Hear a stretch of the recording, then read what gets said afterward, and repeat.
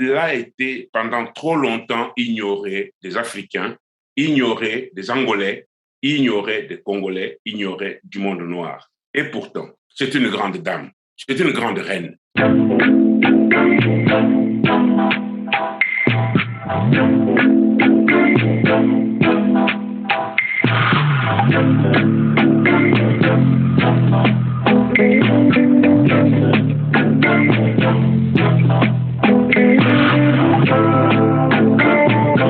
Bonjour à tous, bienvenue sur notre émission Parlons de livres, plateforme destinée à promouvoir la culture littéraire, la lecture. Nous recevons sur notre plateforme des auteurs écrivains qui veulent bien partager avec nous afin de vous faire découvrir leurs œuvres. Aujourd'hui, mesdames et messieurs, nous recevons Monsieur Kamanda, Kama Siwa. Monsieur Kamanda, bonjour. Bonjour, madame. Nous sommes ravis de vous avoir aujourd'hui sur notre plateforme. Merci beaucoup d'avoir répondu à notre invitation. Et moi qui vous remercie, madame. Je vais donc commencer, comme de coutume, par vous demander de vous présenter brièvement. Je m'appelle Kama Siwa Kamanda. Kamanda, c'est mon nom de famille. Je suis un écrivain congolais de la République démocratique du Congo. J'écris des pièces de théâtre pour faire connaître les grands rois et les grandes reines d'Afrique qui sont inconnus parce qu'on a voulu occulter l'histoire africaine.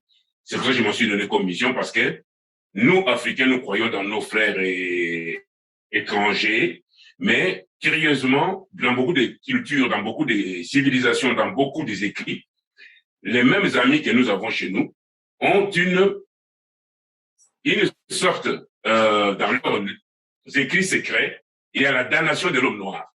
Ils ont écrit la damnation de l'homme noir, d'où qu'il soit, quoi qu'il fasse. Vous, madame, comme moi, quoi que vous fassiez dans votre vie, des bons ou des mauvais, on ne doit jamais même en tenir compte par toutes les autres races. Alors moi, j'ai estimé que nous avons des grands rois et des grandes reines en Afrique, et que nous-mêmes, Africains, nous avons ignoré parce qu'ils ont été victimes de la damnation mémorielle. Voilà pourquoi j'écris des tragédies africaines, parce qu'avec la tragédie, on restaure l'histoire de l'Afrique. On restaure l'histoire de ces grands rois et de ces grandes reines oubliées. Donc, voilà pourquoi je suis dramaturge. Je suis aussi poète, parce que la poésie nous permet de nous exprimer, de dire ce que nous ressentons, de dire l'amour que nous éprouvons pour ceux que nous aimons. Et je suis aussi romancier, parce qu'à travers les romans, on arrive à créer une fiction. On peut utiliser tout ce qui existe comme réalité pour dire les vérités et les mensonges dont un peuple comme le nôtre en Afrique est victime. Mais je suis aussi philosophe. Pourquoi? Parce que l'Afrique jusqu'aujourd'hui a des grands penseurs, mais dont la pensée n'est pas connue. De manière générale, chaque fois qu'on entend parler d'un intellectuel africain ou noir, toutes les références intellectuelles, c'est toujours des références blanches. Socrate a dit, tel autre écrivain français a dit, mais qu'est-ce que disent les écrivains noirs? Qu'est-ce que disent les écrivains africains? Quels sont les penseurs africains? Qu'est-ce qu'ils nous apportent à la jeunesse africaine? Voilà pourquoi j'ai décidé aussi d'écrire de la philosophie afin de sensibiliser nos jeunes à la réflexion philosophique et sinon à la réflexion intellectuelle. Mais je ne suis pas que cela, je suis aussi conteur. J'écris des contes, pourquoi? Pour transmettre à la jeunesse l'imaginaire et l'essence de nos traditions africaines. Voilà qui je suis, madame. Donc, je suis écrivain, romancier, dramaturge, poète, parce que j'ai ces missions-là à accomplir. Merci, belle présentation. On a un peu vu en gros ce que vous faites, ce que vous représentez. Alors, aujourd'hui, Monsieur Kamanda, nous nous sommes intéressés à votre œuvre, sur la reine Nzinga Bandi. Vous allez pouvoir nous dire aujourd'hui, Monsieur Kamanda, qui est cette grande dame, qui est cette légende, Madame la reine Nzinga Bandi, qui est-elle, qu'est-ce qu'elle a fait, et nous comptons sur vous aujourd'hui pour nous éclairer. Mythe ou réalité? Qui est Madame, si j'ai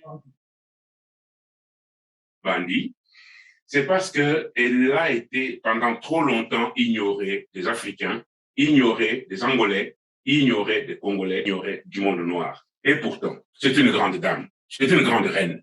C'est le symbole même de la lutte des Noirs contre toutes les discriminations dont ils ont été victimes. Ndinga, c'est la deuxième reine au monde qui s'est levée contre les injustices raciales, contre les injustices sociales, contre la colonisation. Nous avons connu aussi la reine Candace. J'ai écrit aussi l'histoire de Candace, dans le même esprit. Parce que Ndinga et Candace, pour moi, c'est le symbole des grandes dames de l'Afrique. Pour dire que la femme africaine, elle se bat. L'homme doit se battre comme ces femmes. Parce que l'homme doit prendre sa part au combat de libération de l'Afrique, au combat de l'éducation de nos enfants. Or, Ndinga Mbandi, qui était reine de son pays, c'est-à-dire qu'elle était reine d'abord de Matamba et de Ndongo qu'elle avait unifié. Mais on ne parle jamais que c'est elle qui avait unifié les Matamba et les Ndongo pour faire l'Angola que nous connaissons aujourd'hui. Quand on parle de l'Égypte, on parle, oui, Ménès avait réunifié le sud et le nord de l'Égypte.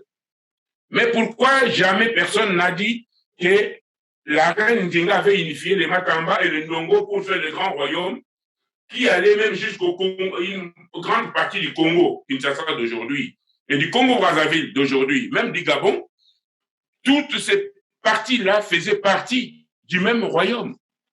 Oui, d'ailleurs, on parle du royaume Ndongo-Matamba, c'est ça, hein, c'est le royaume. Voilà, et ça a été unifié par elle. Et alors, quand maintenant les Portugais sont arrivés en Afrique, parce que n'oubliez jamais que c'est l'Angola qui a servi de modèle à l'esclavage et à la déportation des Noirs vers les Amériques. Ça a commencé par là. On les amenait à Sao Tomé. Les Sao Tomé, ils faisaient escale au Bénin d'aujourd'hui, là où il y a à Ouida, et ils partaient pour l'Amérique. Ce qui fait que la plupart des Noirs qu'on a dans toute l'Amérique latine, ils sont d'origine angolaise. Et quand Madame Ndinga Mbandi est arrivée, elle a dit c'est terminé l'esclavage de l'homme noir, terminé l'esclavage de mon peuple. C'est aussi une façon de dire que quand on dit que les Noirs avaient vendu d'autres Noirs, en tout cas Ndinga c'est l'exemple même pour dire que ce n'est pas vrai, c'est faux. Elle s'est soulevée pour dire non à l'esclavage de l'homme noir par l'homme blanc. Non à la colonisation de l'homme noir par l'homme blanc. Non à toutes sortes d'humiliations de l'homme noir par l'homme blanc. Et ce qui fait que quand le gouverneur portugais qui s'appelle João Correia de Souza, qui était gouverneur, l'avait invité pour signer le traité de paix parce qu'il leur avait fait une guerre terrible. Et sur le point de perdre la guerre, pour ne pas voir l'humiliation de leur côté, ils ont accepté de négocier un traité avec elle. Et quand elle s'est rendue là où elle devait signer le traité, le gouverneur lui demande de s'asseoir par terre. Et lui était assis dans un trône. Il y a un passage du livre qui le dit parce que elle est allée, en fait, elle avait son frère, on disait qu'elle était plus intelligente que son frère, plus négociatrice. Et c'est elle qui allait effectivement négocier ce traité. Et le gouverneur, sous conseil de l'évêque, qui lui demande de l'humilier, en fait, en disant, voilà, il humilié là. Et c'est même pire, parce que, bon, un évêque, quand même, il a pensé au viol en premier, en disant, il faut l'humilier par le viol. Et le gouverneur lui-même finit par... D'ailleurs, je crois, dans le livre, je vois à un moment, il dit... pour dire en fait ce que faisaient les évêques, il disait que les évêques étaient pires que les militaires. Parce que... La vérité en Afrique, l'Église, les évêques, les prêtres catholiques en Afrique étaient pires que les mercenaires. Et c'est connu. Et ils ont toujours tout occulté, tout caché. Ils n'ont jamais écrit leurs atrocités vis-à-vis des Africains. Oui. Jamais. Et en plus, c'était des conseillers, c'était de mauvais conseillers. C'est eux, effectivement, qui encourageaient dans le cas de votre livre, qui encourageait les Portugais vraiment à sévir et à mener des actes horribles Madame, envers... ce n'est pas mon livre. Mon livre ne fait que reprendre les faits historiques. Tout à fait, tout à fait. Je vous rappelle aussi qu'au Congo, avec le roi belge Léopold II, c'était les missionnaires qui ont ordonné qu'on coupe les bras aux Congolais. Il y a eu plus de 20 millions de morts au Congo. Plus de 5 millions d'hommes et de femmes avec les bras coupés, sur conseil du clergé catholique. Et en Angola, c'était pas différent, c'était la même chose. Et là, près de là où vous habitez, madame, près de New York, et regardez combien de tombes on est en train de découvrir au Canada. Des enfants amérindiens qui ont été tués et qui n'avaient même pas 10 ans, qui ont été violés par les prêtres catholiques dans tout le Canada, dans tous les États-Unis, et enterrés. Vous voyez bien qu'on est en train de découvrir toute cette tombe-là avec des milliers d'enfants. Mais vous croyez qu'en Afrique, c'était différent? C'est ça le problème, parce que les Africains doivent sortir des slogans, doivent sortir des discours qui les endorment. Donc, nous sommes tous croyants. Nous sommes tous croyants. Mais quand une religion s'emploie à exterminer des peuples, s'emploie à humilier des peuples, alors il est grand temps que les Africains, surtout les Noirs, nous pensions avoir des dieux qui nous ressemblent. Ou si nous n'en avons pas, mais il y a le savoir. Le savoir nous donne l'occasion de pouvoir nous assumer, de croire dans le Dieu que nous voulons croire, mais sans que quiconque vienne nous manipuler, sans que quiconque vienne nous rabaisser. C'est pour ça que toute l'histoire africaine a été complètement occultée, au point même que certains imbéciles primaires, parce qu'ils étaient présidents, ils sont allés en Afrique dire aux Africains qu'ils étaient sans histoire, en oubliant que la civilisation est née chez nous en Afrique. Moi, je suis d'origine égyptienne. C'est né chez nous. Les pharaons étaient tous des pantous, déclaration de noirs. Voilà. Voilà, donc, alors, voilà. Et alors, pour les Africains, ça fait du buzz. Parce que les mêmes Africains ne voyagent pas. Ils ne connaissent pas l'Afrique. Beaucoup de vos Africains là ne connaissent pas l'Afrique. Il y a beaucoup de présidents africains qui n'ont jamais visité même leur propre pays. Moi, j'ai fait beaucoup de pays africains où je suis allé dans des endroits, mais merveilleux. Et quand je parlais avec les gens, mais oui, mais vous êtes le seul noir qu'on voit ici qui visite ces régions. Vous savez, j'ai visité tout le Kenya, toute la Tanzanie, toute l'Afrique du Sud, Namibie. J'ai fait tous ces pays-là.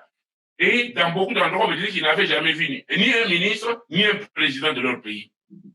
Mais comment voulez-vous défendre votre peuple si vous-même, vous ne connaissez pas votre pays? C'est sûr, et regardez, la même histoire avec Nzinga. Nzinga, c'est un monument. Vous l'avez dit, madame, c'est une légende pour l'Afrique. Nous devons être fiers d'elle. Nous devons la glorifier. Nous devons faire nous-mêmes. Hein? Nous devons l'enseigner à nos enfants. Mais que font les amis angolais? Ils ont de l'argent. Ils ne font rien. Pour revenir à la scène, justement, comment M. De Souza voulait l'humilier, vous nous rappelez un petit peu... Mais c'est tout simplement ça. Que font la plupart des racistes aujourd'hui vis-à-vis des Noirs? Ils les humilient. Parce que quand quelqu'un vous a humilié, c'est que vous ne valez rien. Et donc, il vous chosifie. Il fait de vous une chose par un être humain. Voilà le but de cet acte-là. C'était pour la chosifier, faire d'elle une chose et pas une personne. Et elle a dit, messieurs, je suis une personne, je suis une reine, et vous êtes un gouverneur au service d'un roi. Donc, vous êtes en dessous de moi. Et pour lui prouver qu'elle était au-dessus de lui, c'est pour ça que l'une de ses courtisanes s'est pliée en 4 pour lui montrer que c'est une grande dame, et vous, cher monsieur, dans votre trône bidon, vous n'êtes rien. Psychologiquement, ça a dû marquer ces gouverneurs-là. Même s'il n'a jamais écrit des mémoires, même si peut-être il les avait écrits et qu'on a cachés comme d'habitude. Mais important du livre, effectivement, lui pense l'humilier, il se dit, elle s'asseyera par terre, on va négocier pendant qu'elle est assise par terre et je ne lui donne pas une chaise, tout ça. Finalement, c'est sa servante qui se, comme vous dites, qui se met en 4 là, enfin, sa genou en position et la reine Zinga s'assied. Du coup, elle est à la même hauteur que lui pour négocier. C'est ça, tout à fait. Mais c'est ça la dignité, madame. C'est ça la dignité de la femme. C'est ça la dignité d'une reine. C'est ça la dignité de la femme noire. Et donc, elle a montré qu'elle ne plierait jamais devant qui que ce soit. Et c'est cette dignité que je réclame pour tout Africain, pour hommes et femmes, pour tout Noir, hommes et femmes. Nous en avons assez des humiliations. Il est temps que nous puissions regarder les autres les yeux dans les yeux en étant debout et la tête haute, comme Nzinga.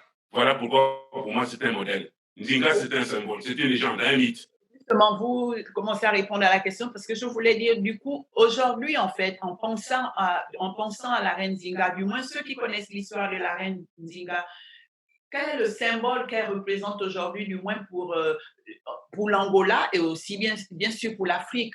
Quel symbolisme elle incarne aujourd'hui pour... Elle incarne la liberté.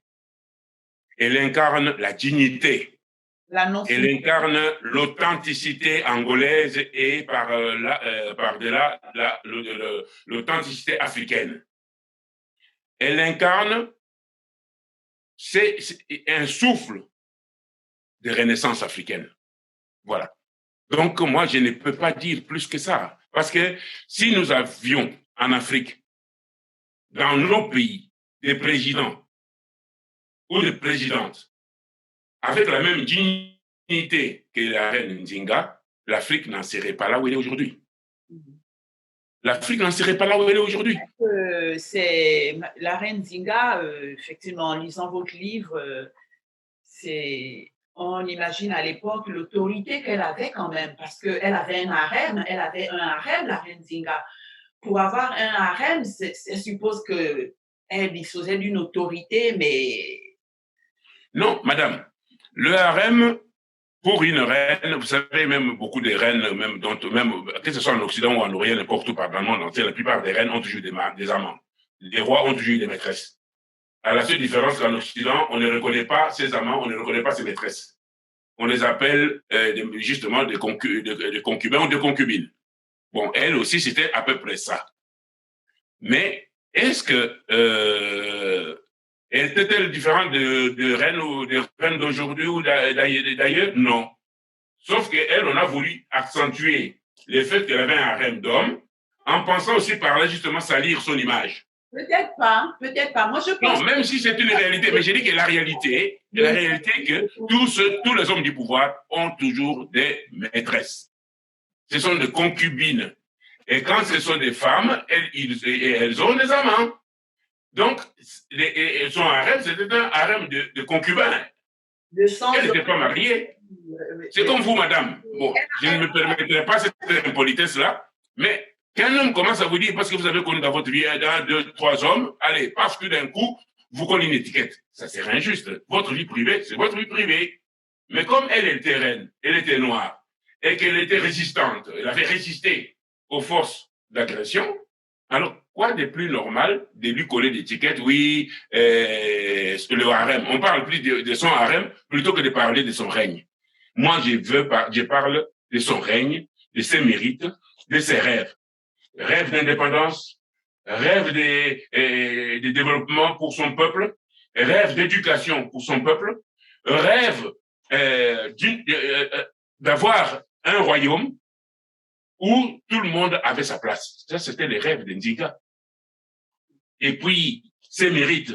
Il a eu le mérite de s'opposer à l'occupation portugaise. Il a eu le mérite de dire l'esclavage est une très mauvaise chose. Et puis, comme vous dites dans le livre, elle allait au front elle-même. Elle allait combattre elle-même. Elle est allée au front. C'est ce que je vous dis, madame. Donc, Nzinga, comme la reine Candace, ce sont deux femmes qui se sont vraiment illustrées au combat. Candace, c'est cette femme, cette reine d'Égypte qui avait combattu les plus grands Césars, les Césars romains, Auguste César, et qui l'avait battu et qui avait perdu un œil dans la bagarre. Et qu'elle a été, comme je vous ai dit, effacée de l'histoire. Parce que le problème pour lequel moi je suis très méfiant vis-à-vis des religions qui viennent à notre rencontre en Afrique, c'est que dans leurs préceptes, ils enseignent à leurs disciples la négation de tout ce que les Noirs font. Donc, avec cette damnation mémorielle, c'est-à-dire que madame, vous qui êtes là, demain vous pouvez écrire 1000 livres, ils vont dire que, donc faire comme si vous n'avez jamais rien écrit. Vous pouvez devenir... C'est la loi du plus fort. C'est ça, c'est la loi du plus fort. C'est le plus fort qui impose ses lois. Non, madame. Non, ce n'est pas la loi du plus fort. Désolé. Non, c'est la solidarité. Je vous rappelle, madame, que moi, je suis... Et regardez, quelle est la première chose qu'un Belge apprend à son enfant dans l'éducation patriotique? L'union fait la force. Quelle est la première chose qu'on apprend à la plupart des enfants qui appartiennent à des groupes bien organisés? C'est que l'union, pourquoi l'union fait la force? Parce que l'union crée la solidarité. L'union crée le partage des intérêts. Donc, si vos intérêts, les miens, se rencontrent et que nous deux, nous nous unissons, nous serons plus forts que celui qui ne sera pas du tout uni avec un autre. C'est ça ce qui manque. Ça n'a rien à voir du plus fort. Ça a tout simplement à voir que, à cause des religions qui sont venues à la rencontre de l'homme noir, ces religions, jusqu'aujourd'hui, nous parlons créer la division entre les Noirs. Je vais vous donner un exemple tout récent. Et nous avons eu un président noir là où vous habitez. Combien de Noirs sont morts dans la Méditerranée? On n'a pas envoyé ni un hélicoptère, ni un papier les chercher. Mais le même président noir, il a fait venir en Amérique 2 millions de Syriens, passeport en main, argent en main, appartement réservé en Amérique. Et il a conseillé à son ami du Canada de faire pareil, qui avait pris 1 500 000. Nous retrouvons la même situation aujourd'hui.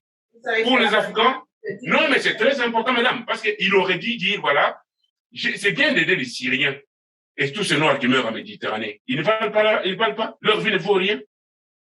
Voilà, madame. Au Congo, Kinshasa, plus de 20 millions de morts des civils. Et tout ça pendant qu'un président noir était au pouvoir en Amérique. Et pendant tout ce temps-là, le président du Rwanda travaille avec ceux qui tuent les gens au Congo. Alors, quand est-ce que nous, les Noirs, on va se dire la vie du Noir vaut quelque chose? Vous comprenez? Et regardez aujourd'hui, en Ouganda, Museveni vient de recevoir plusieurs milliers des Afghans. Mais il a reçu combien de Noirs qui souffrent, qui meurent, qui fuient leur guerre, avec le même bus? Combien? Aujourd'hui, là, c'est cette semaine-là. Voilà, madame, ce qui tue. Ce n'est pas les pouvoirs, il ne faut pas tout accuser les Blancs. Non, c'est que nous-mêmes, nous ne réfléchissons pas ensemble. Nous ne décidons pas ensemble. Voilà, le problème, il est là. Le problème, il est là. Quand est-ce que nous, les Noirs, vous et moi, on va se mettre ensemble, on s'assied, on dit, voilà, sauvons notre communauté, qu'est-ce que nous pouvons faire ensemble? C'est ça qui manque aux Noirs. C'est s'asseoir, qu'on s'aime, qu'on ne s'aime pas. C'est pas une histoire d'amour, c'est question d'intérêt. À un moment dans le livre, vous dites, je crois que c'est Bernard de Souza qui le dit, en disant que l'homme noir n'a pas d'honneur. Qu'est-ce qu'il veut dire par là? Quand il dit l'homme noir. Mais écoutez, je ne suis pas le seul à le dire. Aimé Césaire l'a dit. Mandela l'a dit. Mais pourquoi tous ces hommes qui ont vécu, c'est à partir de leur propre vécu, de leurs propres expériences. Voilà. Et en fait, voilà, je vous ai dit. n'a pas d'honneur, c'est qu'il est facilement corruptible, en fait. Voilà. C'est-à-dire, le problème, c'est la corruption.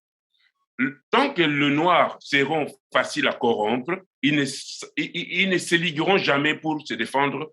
Parce que vous savez ce qui manque aux Noirs. Je l'ai dit, je l'ai écrit dans l'un de mes livres qui s'appelle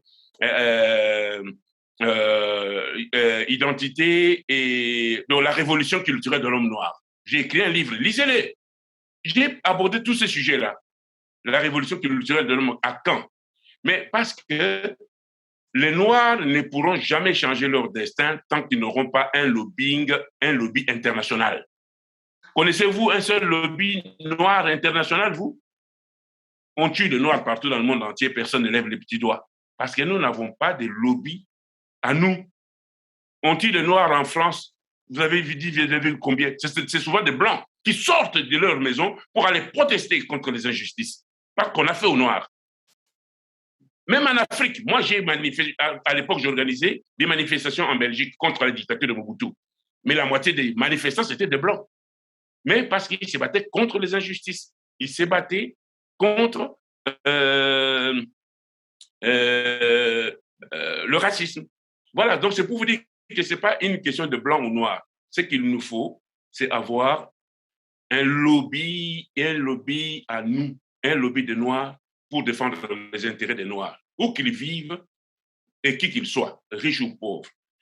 Si nous avions ce lobby de Noirs, madame, aujourd'hui même où je vous parle.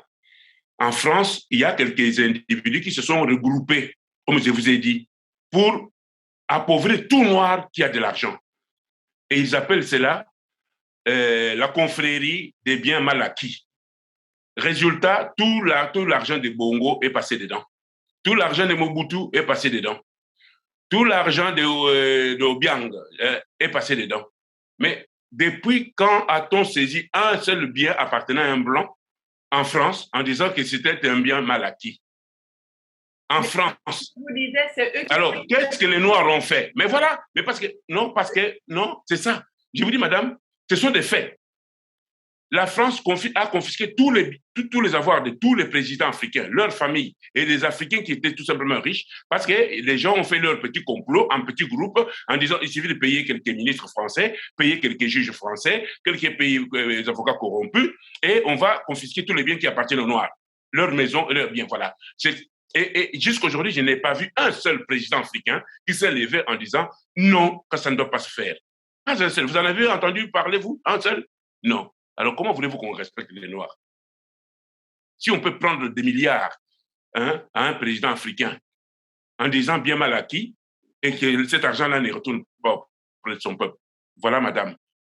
Donc, quand on parle de la corruption, ce n'est qu'une partie du problème. L'autre partie du problème, c'est ce que les Noirs n'ont pas encore compris, que c'est dans la solidarité avec ses frères et ses sœurs qu'ils pourraient demain défendre ses intérêts. Mais on a confisqué depuis des décennies tous les biens de tous les Noirs qui avaient de l'argent en France. Avez-vous vu une seule manifestation? Voilà. Non, alors vraiment, merci pour toutes ces explications. C'est dire que le combat continue. La reine Nzinga, Bandi, le combat n'est pas terminé en fait. Mais c'est ce combat-là que nous devons mener, madame. Nzinga, c'est un peu pour nous montrer la voie en disant devenons solidaires, devenons respectables et respectons-nous, on nous respectera. Aimons-nous les uns les autres, on nous aimera. Donc, soyons fiers, ayons le sens de l'honneur. La corruption, madame, c'est une arme de destruction sociale, de destruction morale. Partout où règne la corruption, mais regardez, tous les millions qui quittent l'Afrique, mais parce que tout simplement, chaque Libanais en Afrique, il nomme ses ministres dans le gouvernement africain. Ça, vous ne le saviez pas. Moi, je vous l'ai dit. Moi, j'ai toujours refusé de dire non. Moi, je ne deviendrai pas un ministre nommé par un Libanais, ni un président désigné par les Libanais. Alors, d'où maintenant, quand vous regardez tous les millions et les milliards qui quittent l'Afrique, le Congo-Kinshasa, le Congo-Brazzaville, l'Angola, tous ces pays-là sont pillés par des réseaux libanais. Et dans toutes les capitales africaines aujourd'hui, il y a plus de Libanais que des Africains.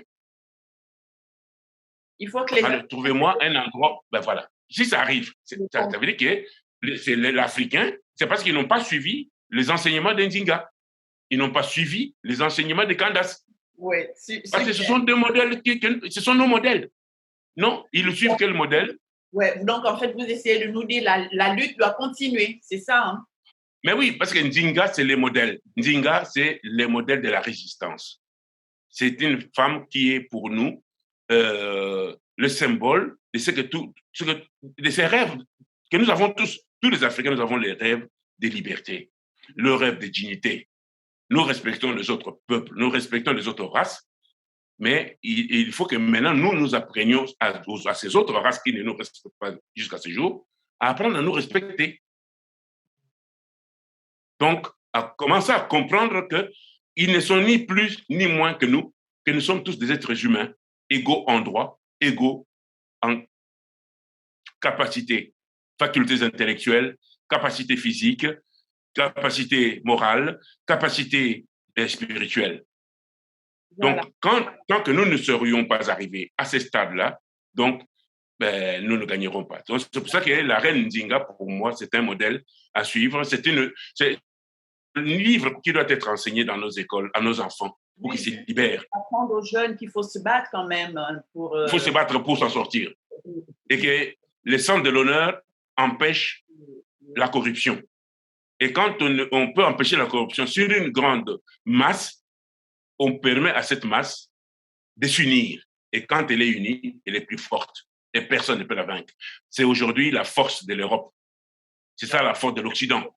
Ce sont des gens unis, qui se battent en groupe, qui se battent. C'est-à-dire que un pour tous, tous pour un. Alors nous aussi, réfléchissons de la même manière. C'est ça, l'union fait la force. L'union fait la force. Oui. Voilà, alors on arrive au terme de notre émission, Monsieur Kamanda. La dernière question bonus de l'émission, alors, on constate que les gens lisent de moins en moins, les jeunes, parce que l'avenir appartient quand même aux jeunes. Quels conseils proposeriez-vous pour les inciter à lire davantage?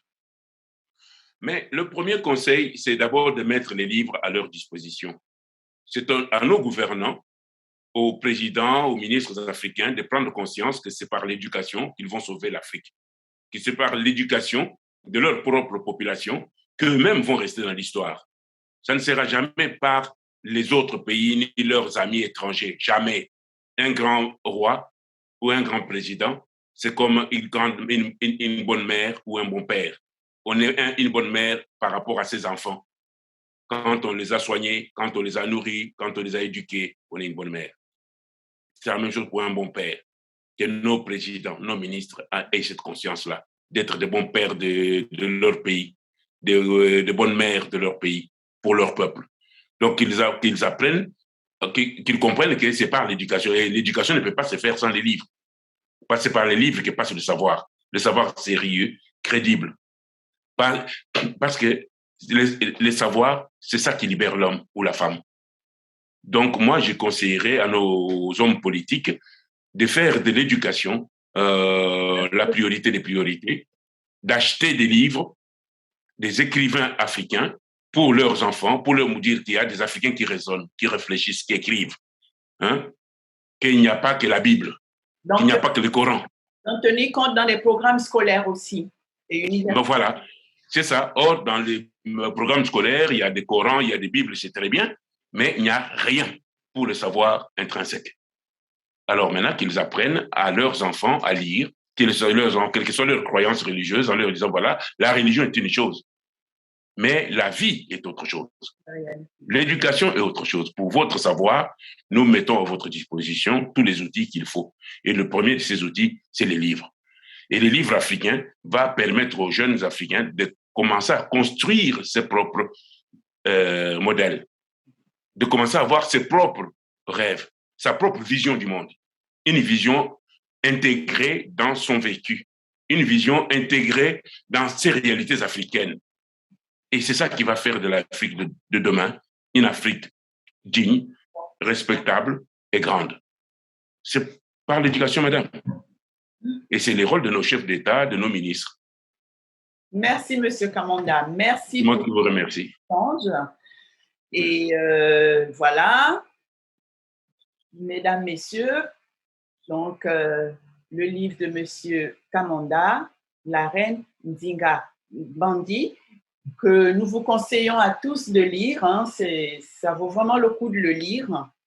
Et puis pour la jeunesse africaine, voilà, c'est un bel exemple de lutte. Et puis, comme l'a dit M. Kamanda, hein, le futur de l'Afrique, l'avenir de l'Afrique, c'est la jeunesse, c'est les jeunes. Voilà. Ben, Monsieur Kamanda, nous vous remercions pour ce bel échange très enrichissant et en espérant vous revoir très bientôt sur notre chaîne. C'est moi qui vous remercie, madame, et je remercie aussi votre équipe technique. Vous le remerciez de ma part parce qu'ils ont fait beaucoup d'efforts pour que nous puissions nous entretenir. Et j'espère que j'ai apporté quelque chose qui soit intéressant pour vous et puis pour vos auditeurs. Merci, madame.